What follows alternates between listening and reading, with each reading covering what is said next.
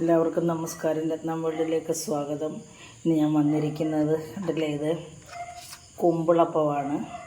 ഗോതമ്പ് കൊണ്ടാണ് ഇത് ഞാൻ തയ്യാറാക്കിയിരിക്കുന്നത്. അപ്പോൾ ഇത് വളരെ ടേസ്റ്റി ആണ്. കുഞ്ഞുങ്ങളും ഒക്കെ ചോദിച്ച് വാങ്ങിച്ച് കഴിക്കത്തക്ക രീതിയിലാണിത് തയ്യാറാക്കിയിരിക്കുന്നത്. ഇത് നമ്മുടെ രാവിലത്തെ ബ്രേക്ക്ഫാസ്റ്റ് ആയിട്ടോ അല്ലെങ്കിൽ വൈകിട്ടത്തെ ചായയുടെ കൂടോ കുഞ്ഞുങ്ങൾക്ക് സ്നാക്സായിട്ടൊക്കെ സ്കൂളിൽ കൊടുത്തു വിടാനും ഒക്കെ ഏറ്റവും നല്ല രുചികരമായിട്ടുള്ള ഒരു പലഹാരമാണിത്. ഇത് ചെയ്തിരിക്കുന്നത് എങ്ങനെയാണെന്ന്, രുചികരമായി ചെയ്തിരിക്കുന്നത് എങ്ങനെയാണെന്ന് നമുക്കൊന്ന് കണ്ടു നോക്കാം. അപ്പോൾ ഇത്രയും സാധനമാണ് നമ്മൾ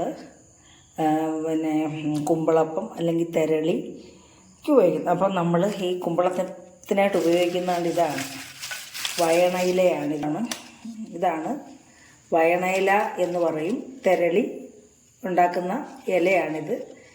പിന്നെ നമ്മൾ ഇതില്ലേലും നമ്മൾ വാഴയിലക്കകത്ത് വെച്ച് നമുക്ക് ഉണ്ടാക്കാം. പിന്നെ ഇതിനകത്ത് തയ്യാറാക്കുമ്പോഴാണ് ഒരു മണവും ഒരു പ്രത്യേക ടേസ്റ്റുമാണല്ലോ. അപ്പോൾ ഇതാണ് കുമ്പിളപ്പത്തിൻ്റെ ഇല, ഇതാണ്, കണ്ടില്ലേ. അപ്പോൾ ഇതിലേക്ക് ചേർക്കുന്ന ചേരുവകൾ എന്തൊക്കെയാണെന്ന് പറയാൻ വിട്ടുപോയതല്ല, എടുത്തായിരുന്നു നമ്മൾ, പക്ഷേ ഇങ്ങ് വീഡിയോ പിടിച്ചിട്ടില്ലായിരുന്നു. അപ്പോൾ അതൊന്ന് പറയാൻ വേണ്ടിയാണ്. 1 കിലോ ഗോതമ്പ് പൊടിക്ക് നമ്മൾ 200 ഗ്രാം അരിപ്പൊടിയും കൂടെ ചേർക്കുന്നുണ്ട്, ഒരു മയം കിട്ടാൻ വേണ്ടിയാണ്. പിന്നെ അതിലേക്ക് ചേർക്കാനായിട്ട് വലിയ ഒരു മുറി തേങ്ങ മതി 1 കിലോ ഗോതമ്പിന്. പിന്നെ അതിലേക്ക് ചേർക്കാനുള്ളത് പാളയംകോടൻ പഴമാണ്. 4 പാളയംകോടൻ പഴം എടുത്തിട്ടുണ്ട്. പിന്നെ നമ്മളതിലേക്ക് 3/4 കിലോ ശർക്കര, പിന്നെ ആവശ്യത്തിന് നെയ്യ്, പിന്നെ 1 പിടി വറുത്ത തൊലി കളഞ്ഞ കപ്പലണ്ടി, പിന്നെ തൊലി കളഞ്ഞ കുറച്ച് ഏലക്കാപ്പൊടി. ഇത്രയാണ് നമ്മൾ ഇതിനകത്ത് ചേർക്കാനായിട്ട് എടുത്തിരിക്കുന്ന ചേരുവകൾ. അപ്പോൾ നമുക്ക് അടുത്ത വീഡിയോയിലേക്ക് പോകാം. അപ്പോൾ നമുക്ക് നമ്മുടെ ഈ കരിപ്പൊട്ടി നമുക്കൊന്ന് ഉരുക്കിയെടുക്കണം. അതിനായിട്ട് ഞാനൊരു ചരുവത്തിൽ ഇടുകയാണ്. ഇതിനകത്ത് നമ്മൾ ഇത്രയും പൊടി നനയാനുള്ള വെള്ളമേ ആകാവുള്ളൂ. അപ്പോൾ അതനുസരിച്ച് നമ്മൾ വെള്ളം ഒഴിക്കാവുള്ളൂ. വെള്ളത്തിനകത്ത് ഒഴിച്ച് നമുക്കിതൊന്ന് ഉരുക്കിയെടുക്കണം. ഇത്രയും വെള്ളം മതി.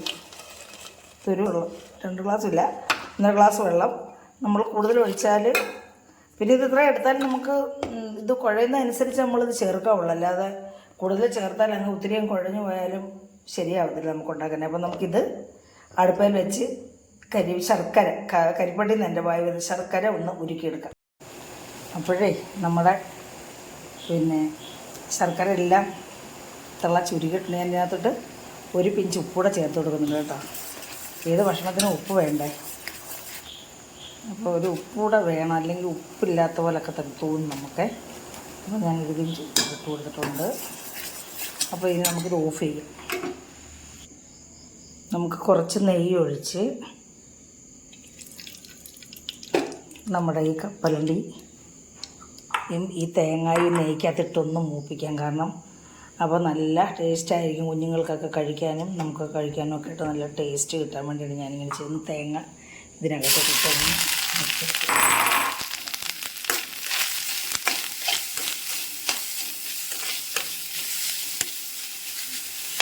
കൂട്ടത്തിൽ കപ്പലണ്ടിയും കൂടെ തന്നെ നോക്കിക്കും.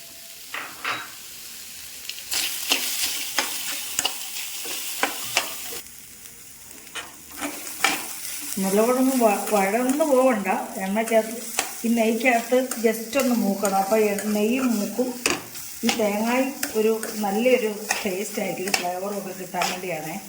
നല്ലൊരു ടേസ്റ്റായിരിക്കും. നമുക്ക് ഇച്ചിരി നെയ്യ് ഒഴിച്ചെടുക്കാം. കുറച്ച് നെയ്യ് ഒഴിച്ചു ടേസ്റ്റിന് വേണ്ടിയാണ്. വ്യത്യസ്തമായിട്ടുള്ള നല്ല മണവും കുഞ്ഞുങ്ങൾ ചോദിച്ച് വാങ്ങിച്ച് കഴിക്കും. ഇതേ രീതിയിലൊക്കെ അവർക്ക് തയ്യാറാക്കി കൊടുക്കാനും. അപ്പോൾ ഇത് നമ്മുടെ ഇതിനകത്ത് തേങ്ങയൊന്നും പറ്റരുത്, വരണ്ട് പോവരുത്. ഈ നെയ്ക്കകത്തൊന്ന് ജസ്റ്റ് ഒന്ന് മൂക്കുകയോ ചെയ്യാവുള്ളത്.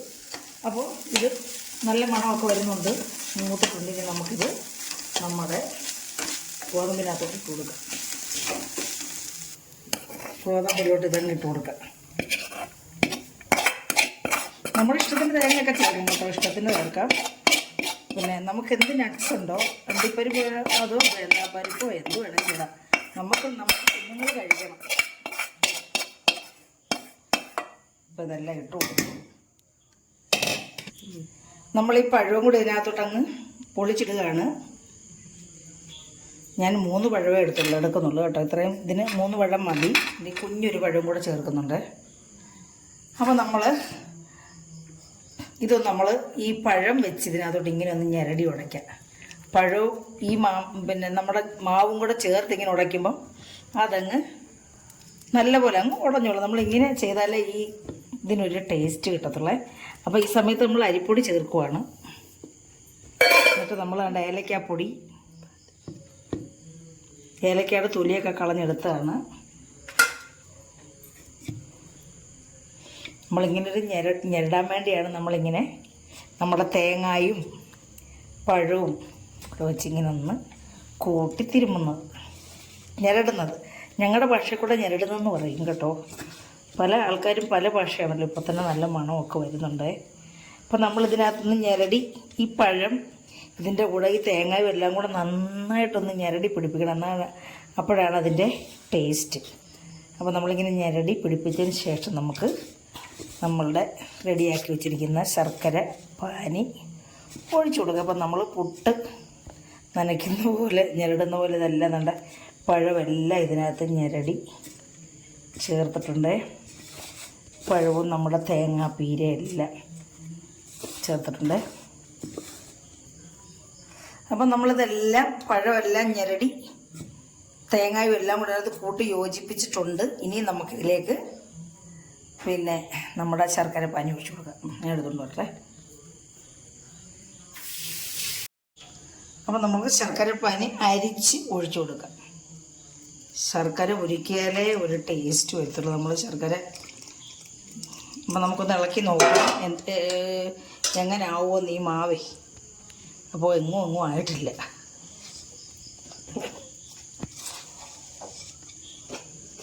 അപ്പോൾ നമ്മൾ ഒഴിക്കണം, ശ്രദ്ധിക്കണം. കൂടുതൽ ഒഴിച്ചാൽ ഇതങ്ങ് കൂടുതലങ്ങ് ലൂസായി പോവും. പിന്നെ വലിയ പാടാണ് അത് കേട്ടോ. അപ്പം തന്നെ അത്രയും നല്ലതായിട്ട് ഞാൻ കഴുകി കൈയിലൊക്കെ ആവണ്ടല്ലോ. എന്നിട്ട് കൈ കഴുകി നമ്മൾ ഈ പഴമെല്ലാം മിക്സ് ചെയ്ത് ചേർത്തല്ലേ. അപ്പോൾ പിന്നെ കൈ വെച്ചെടുത്തില്ലെങ്കിലും കുഴപ്പമില്ല. അതെല്ലാം ഞെരടി ചേർന്നിട്ടുണ്ടല്ലോ.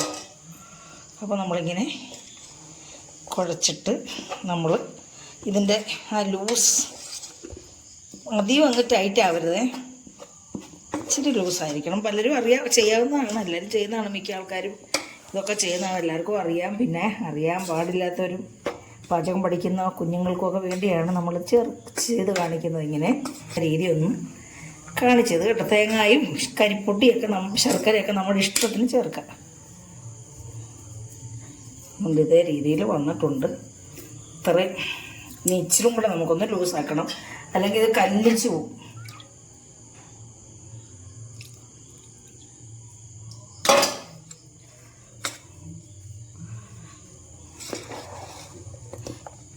ഇനി നമുക്കിതൊന്ന് കൂട്ടി ഇളക്കി യോജിപ്പിച്ച് കൊണ്ടുവരാം. അതുകൊണ്ട് ഇതേ രീതിയിലാവണം. ഇവിടെ കപ്പലിൻ്റെ ഒക്കെ തെളിഞ്ഞ് കാണാമെന്നാണ് കിടക്കുന്നത്. ഇതേ രീതിയിൽ ആയി കിട്ടിയിട്ടുണ്ട് കേട്ടോ. ഇനി നമുക്ക് നമ്മുടെ ഇഡ്ഡലി കുട്ടകം, ഞങ്ങൾ ഇഡ്ഡലി കുട്ടകം എന്നാണ് പറയാറ്. ഇഡ്ഡലി കുട്ടകം ചെമ്പെന്നൊക്കെ പറയാത് അടുപ്പേ വെക്കാം. അതവിടെ ഇരിക്കട്ടെ. നമുക്ക് ഇത് അരമണിക്കൂറൊന്ന് വെച്ചേക്കണം, എന്നാലേ ഇത് കൂട്ടി ചേരത്തുള്ളേ. ഒരു മയം കിട്ടാൻ വേണ്ടി നമുക്കിതിവിടെ ഇരിക്കട്ടെ. നമ്മുടെ ഇഡ്ഡലി ചെമ്പൊക്കെ അപ്പോഴത്തേനും റെഡിയാക്കാം. ഇതിവിടെ കുറേ നേരം ഇരിക്കട്ടെ. നമുക്ക് അടച്ചിട്ട് കുറച്ച് നമ്മൾ ഇഡ്ഡലി കുട്ടകം അടുപ്പേ വെച്ചിട്ടുണ്ട്. വെള്ളം തിളച്ചിങ്ങനെ വരുന്നു. ആ സമയത്ത് നമുക്ക് കുമ്പിൾ കൊത്തി അതിനകത്ത് ഈ മാവ് നിറച്ച് ഇതിലോട്ട് നമുക്ക് അടുക്കി വെക്കാം. അപ്പോൾ നമുക്ക് കയ്യിൽ ഇച്ചിരി എണ്ണ തൂത്തിട്ട് വേണം എടുക്കാൻ, അല്ലെ കയ്യിൽ ഒട്ടിപ്പിടിക്കും. നമ്മൾ സാധാരണ ഇങ്ങനെയാണ് ചെയ്യാറേ. ഇതെടുത്തിട്ട് ഇതിങ്ങനെ എടുത്തിട്ട് ഇങ്ങനെ ഇത് ചെറിയ പിന്നെ വയണയിലായതുകൊണ്ട് നമുക്കിതിങ്ങനെ പറ്റത്തുള്ളൂ. വലിയ വയണയിലാണെങ്കിൽ നമുക്ക് നല്ല രീതിയിൽ എടുത്ത് വെക്കാൻ പറ്റത്തുള്ളൂ. അപ്പോൾ നമ്മൾ ഇതിങ്ങനെ അങ്ങ് വെക്കുവാണ്. ചെറിയ വയണയിലായതുകൊണ്ട് ഇങ്ങനെ പറ്റുള്ളൂ. അപ്പോൾ ഓരോന്ന് ചെയ്യുമ്പോഴും നമ്മൾ ഇച്ചിരി എണ്ണ തൂക്കണം. ചെറിയ വയണയാണ് നമുക്കിങ്ങനെ പറ്റത്തുള്ളൂ, വലിയ വയണയിലാണ് നമുക്കിങ്ങനെ കുമ്പിൾ കുത്തി എടുക്കാം. അപ്പോൾ നമുക്ക് ചെറുത് വേണമെങ്കിൽ ചെറുതുണ്ടാക്കാം, വലുത് വേണമെങ്കിൽ വലുതുണ്ടാക്കാം. ഞാനിപ്പോൾ ഇതേ വലുപ്പത്തിലാണ് ഇങ്ങനെ എടുത്തിട്ട് ഇങ്ങനെ അങ്ങോട്ട് ചുറ്റിയിട്ട് ഇങ്ങനെ അങ്ങോട്ട് കയറ്റി ഇതിനകത്തോട്ട് കയറ്റി വെക്കുവാണ്.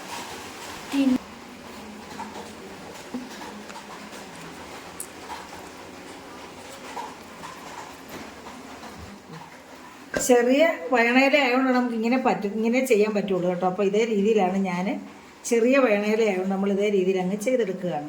ഇങ്ങനെ ഓരോന്നും നമുക്ക്, അപ്പോൾ ഇതെല്ലാം നമുക്ക് ഇതേ രീതിയിൽ റെഡിയാക്കി എടുക്കാം.